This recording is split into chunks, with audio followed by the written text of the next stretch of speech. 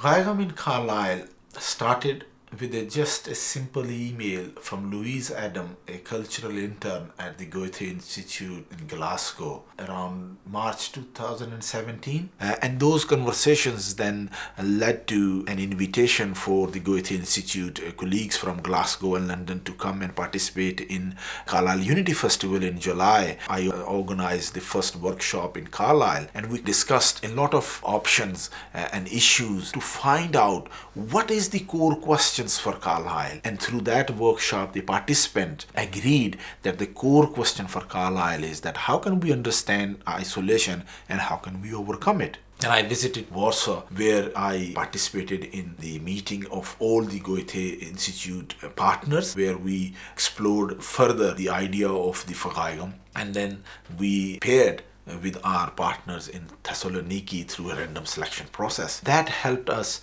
from the very first day when I met with Christos to explore how can we develop a cohesive project plan to deliver this activity in a coordinated way. And then we had a workshop in Carlisle in March where we have discussed how can we take our question further and how we will be working in partnership with ArtBox in Thessaloniki. And then in April, myself and Peter Foley, we visited Thessaloniki. We participated over there in a series of meetings, and I delivered one of the workshops. We were hosted by the Goethe Institute in Thessaloniki. Then we hosted the delegation from Thessaloniki to Carlisle on the 25th and 26th of April, and that visit started with a speakeasy night, and our great friend Nick Pemberton so excellently coordinated that workshop where we have discussed the option of freedom, isolation, and what does it mean to us. And with the contribution of the creative people, the poets, the artists, obviously on the 26th we have a detailed meeting with different people from different art practices, and we agreed between AWAZ Cumbria and ArtBox that we would use a range of artistic practices to explore these questions further.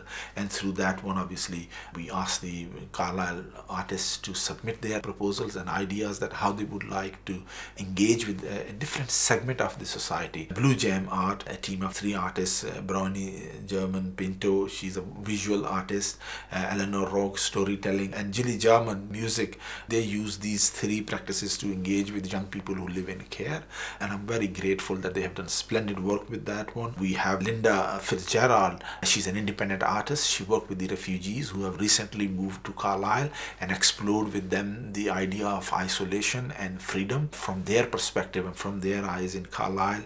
Mark Gibbs, art coordinator at Carlisle Youth Zone, engaged the young people and then linked them up with the young people in Thessaloniki, and they explored from their perspective how can we understand isolation and how can we overcome it. And we have Sue Castle-Clarke, and she took the initiative and created the Fellside Freedom, where we have a workshop on 5 senses and how can we explore the idea of the freedom and isolation in a very rural village in Cumbria. And throughout this process, Phil Hewson was core member of our team from the day one in collating the information and documenting this whole process of how this project has developed. And finally, Dr. Jane Dudman, the curator of Carlisle Freiraum, she brought in her expertise and experience of bringing all these projects together, supporting all the lead artists in delivery of their work and from the documentation perspective, and making sure that the core question